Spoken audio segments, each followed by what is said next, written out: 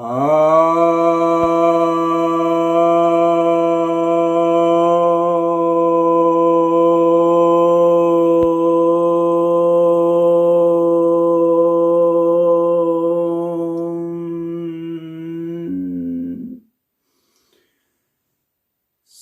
भक्तजनों को सप्रेम नमन। भक्तों, एक जिज्ञासा आई है कि ज्योतिषाचार्य ग्रह दोष निवारण के लिए भिन्न भिन्न राशियों के लिए अलग अलग तरह के पशुओं को पालने की बात करते हैं, पशुओं को दाना डालने की बात करते हैं, मछलियों को, चींटियों को, इन सबको दाना डालने की बात करते हैं। क्या यह कोई संबंध रखता है या यह एक कोरा अंधविश्वास है?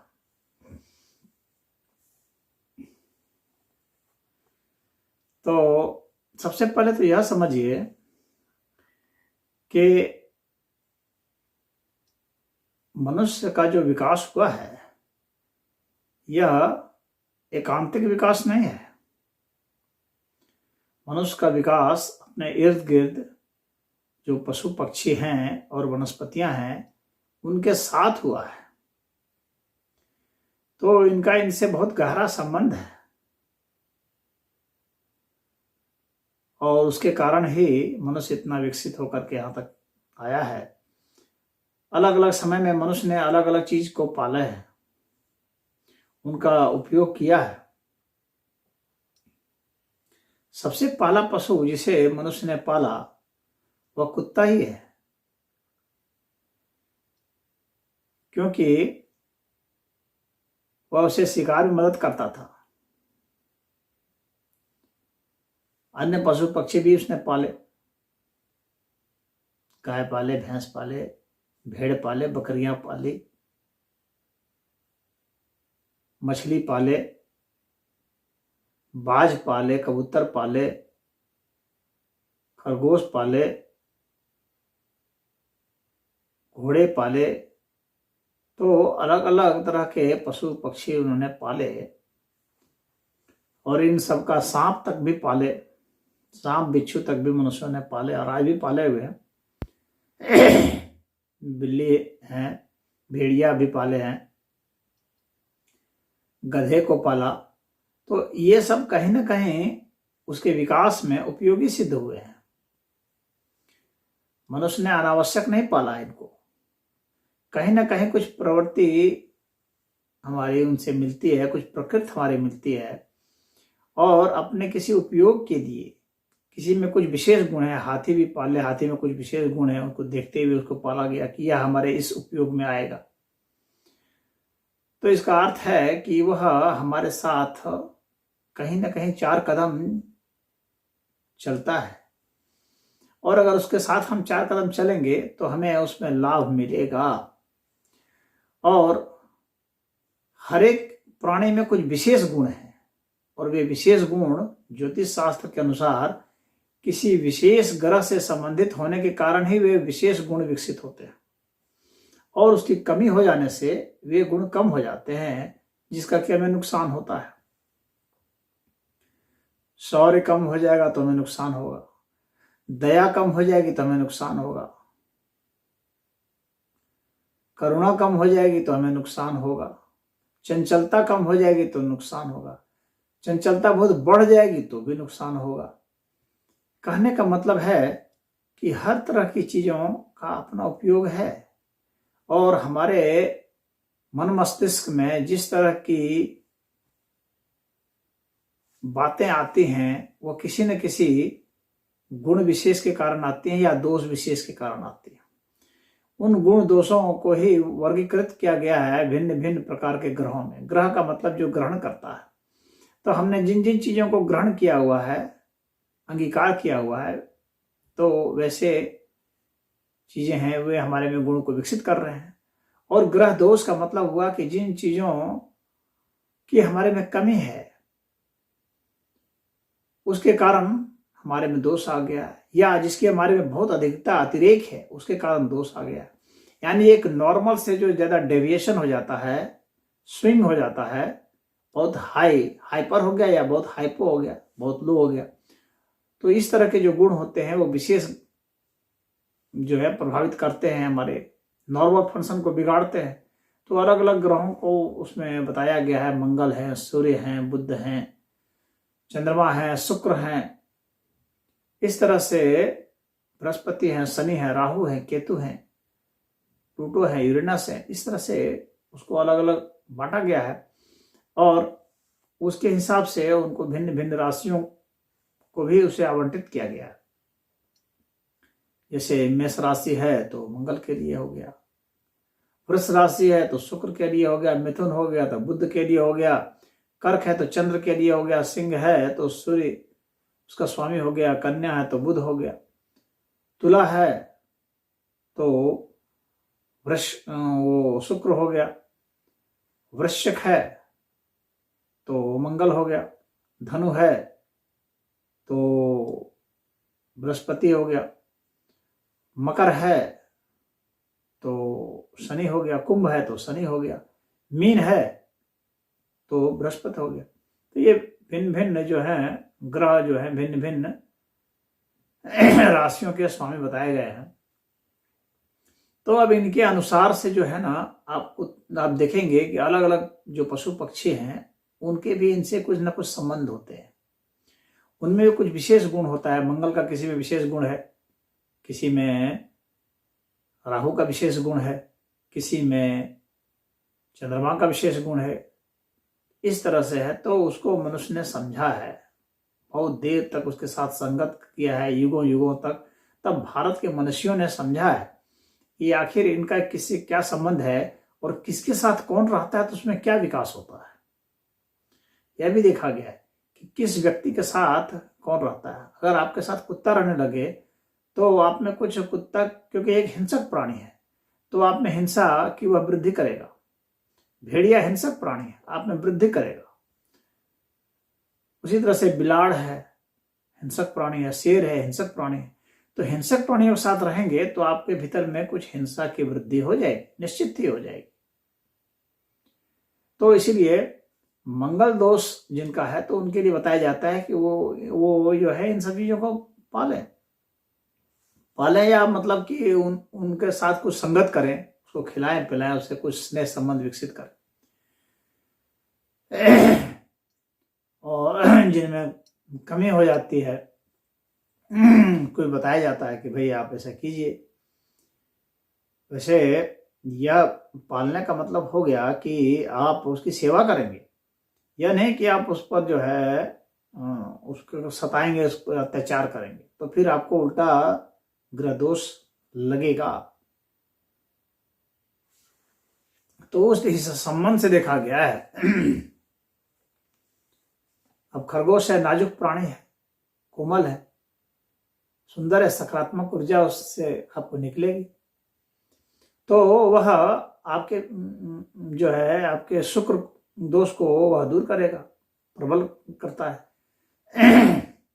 उसी तरह से तोता है, विलक्षण होता है, सीख जाता है, बहुत सारी बातों को सीख जाता है, भाषा बोलने लगता है, मनुष्य की तरह बोलने लगता है, यहाँ तक कि संस्कृत के श्लोक भी बोल देता है। तो वह मिथुन राशि वालों के लिए बताया जाता है। उसी तरह से मछली है, चाहे सफेद चूहा है, तो वह कर्क राशि वालों के लिए बताया जाता है। गाय है, वह भी बताया जाती है। गाय से तो बहुत सारे दोष दूर होते हैं, क्योंकि वह माता समान है। तो जिन्हें जमीन की दिक्कत है, घर मकान नहीं बन रहा है, उनके लिए वह बताया जाता है, क्योंकि उसका प्रभाव है, उसमें सभी देवता निवास करते हैं गाय में। इसलिए भगवान कृष्ण ने गाय की आराधना की है, उन्हें भी गोपाल कहा जाता है। तो गाय को पालने से विलक्षण प्रतिभा आती है, वह फुर्ती, वह स्थिरता, वह दया, वह हर चीज कैसे उपकार कर सकते हैं, उन सब के जो गुण हैं वो विकसित होंगे। तो भिन्न भिन्न प्राणियों के साथ रहने से भिन्न भिन्न गुण विकसित होंगे। सिंह राशि वालों के लिए घोड़ा कहा गया। घोड़ा से मनुष्य को पावर मिला। पहले के राजा महाराजा घोड़ा और हाथी पालते थे, उनके दम पर ही उन्होंने शासन किया। घोड़ा और हाथी के दम पर ही शासन हुआ और पूरी दुनिया में हुआ। तो वह अभी भी हॉर्स पावर कहा जाता है। तो पावर अगर बढ़ाना है तो हॉर्स चाहिए। घोड़ा पालने वाले आज भी देखेंगे बहुत अमीर लोग हैं।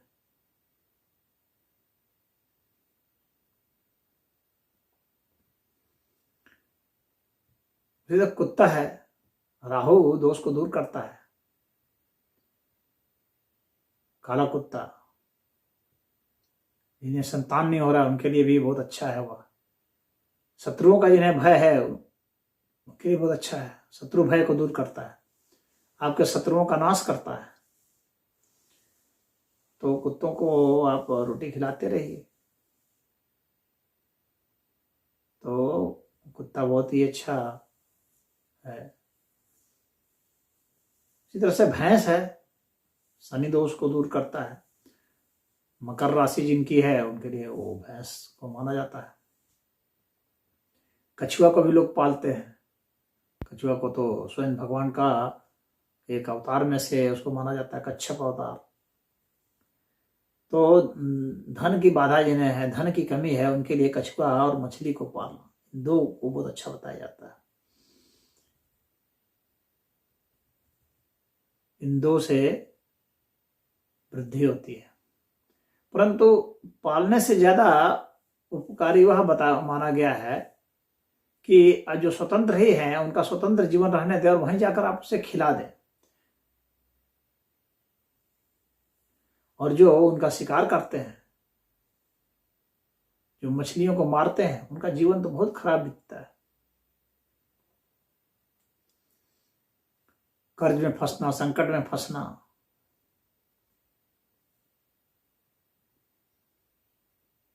गाय को जो लोग मार मार के खाते हैं उनके जीवन में कभी शांति नहीं आ सकती है।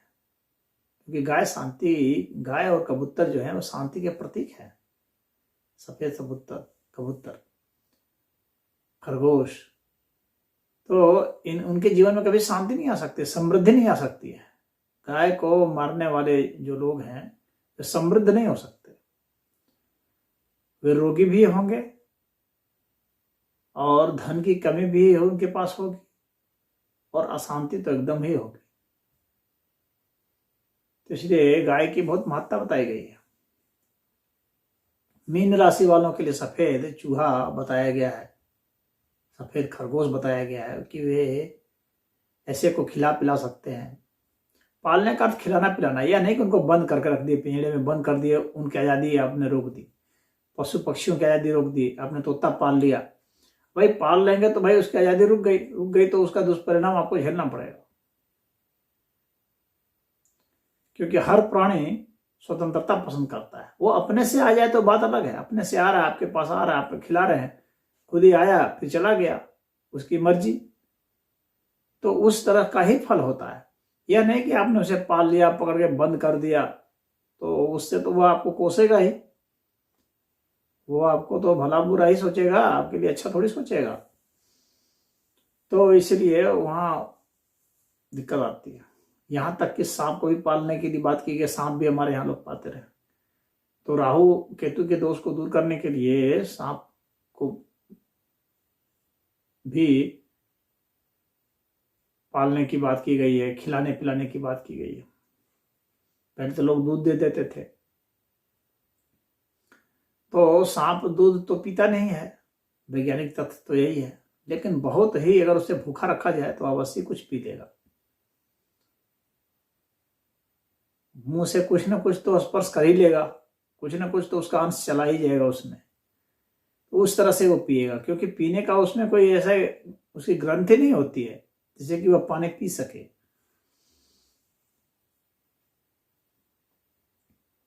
तो यहाँ शिवलिंग में जहाँ पर नाग के चिन्ह बने हुए रहते हैं, इस तरह से नाग फन काढ़ा हुआ तो वहाँ पर भी जल वगैरह चढ़ाया जाता है, तो उससे राहु केतु के दोष दूर होते हैं, शनि के दोष दूर होते हैं। चींटियों को खिलाया जाता है शनि दोष को दूर करने के लिए। चींटियों को भुना हुआ जो आटा है उसमें चीनी मिला करके खिलाते हैं। किसी भी कार्य में बाधा है तो वह दूर होती है। बंदरों को भी खिलाते हैं, चना और गुड़ खिला दिए, उससे भी होता है। गाय को भी चना और गुड़ खिलाया जाता है।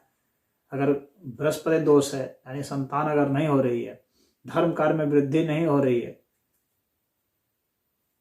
गुरुजन की भी सेवा की जाती है।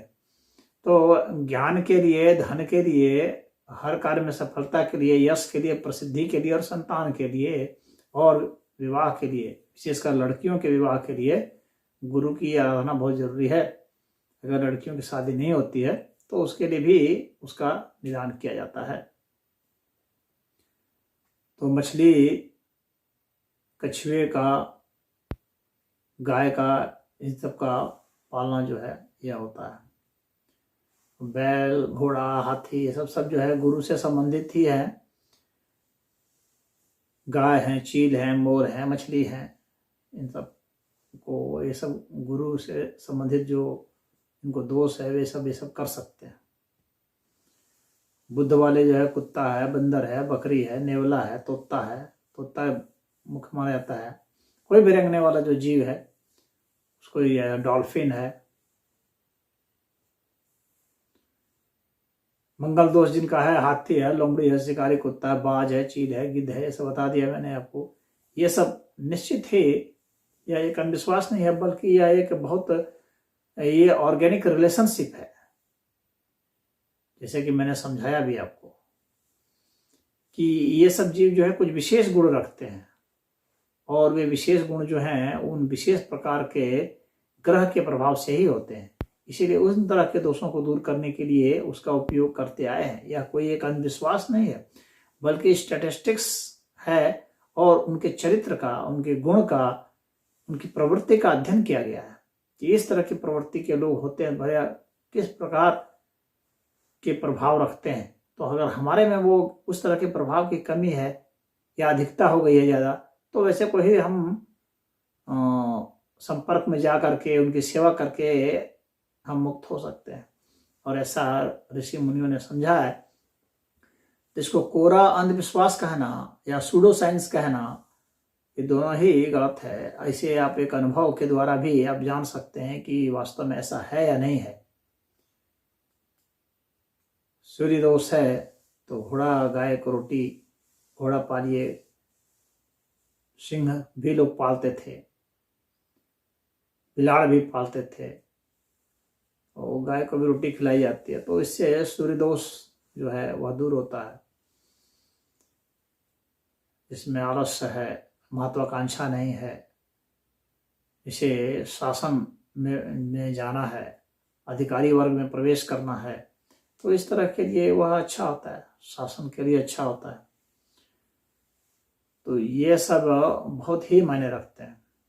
शुक्र दोष जिनका है, यानी जिन पुरुषों की शादी वगैरह दिक्कत हो जाती है, बच्चे नहीं हो रहे हैं, या यौन संबंधित विकार है, या ऐश्वर्य नहीं मिल रहा है, सुख सुविधा, सुख भोग नहीं मिल रहा है, वाहन वगैरह नहीं, धन संपदा नहीं आ रही है, पत्नी से अच्छे संबंध नहीं हो पा रहे हैं, इन सब के लिए, या प्रेमिका से अच्छे संबंध नहीं है, तो इन तमाम तरह के दोषों के लिए शुक्र के दोष को दूर करने के लिए भी पाला जाता है। बकरी को पालते हैं, कबूतर को पालते हैं मतलब कि उनको दाना वाना डालते हैं, ये नहीं कि पकड़ के पेड़ में बंद कर दिया उससे तो और ज़्यादा दोष आ जाएगा। गौरैया है, और उनको देखते हैं, छोटी छोटी चिड़िया सब जो है उसके लिए करते हैं। अपने छत पर लोग दाना पानी डाल देते हैं ताकि लोग ये सब पशु पक्षी सब आ सके और खा सके, तो वह शुक्र दोष को दूर करने के काम में आ जाता है। तो इस तरह से यह है। मेढक तक भी लोग पालते हैं। इसके घर में मेढक आने लगते हैं तो बताया जाता है कि मेढक घर में आने लगे तो रोग निवारण हो जाता है, रोग को दूर कर दिया जाता है। तो सभी जीव जंतु जो हमारे इर्द गिर्द रहते हैं, उनका किसी न किसी तरह से हमारे से संबंध होता है और उसका कहीं ना कहीं हमारे जीवन में कोई अर्थ होता है और हमारा भी उनके जीवन में कोई अर्थ होता है। तो परस्पर जहाँ पर लाभ हो जाए हमारा उनसे और उनको हमारे से, तो वह जो है एक अच्छा संबंध माना जाता है और उससे निश्चित ही हमारे बहुत सारे कष्ट दूर होते हैं। तो इसमें इतना ही। हरि ओम।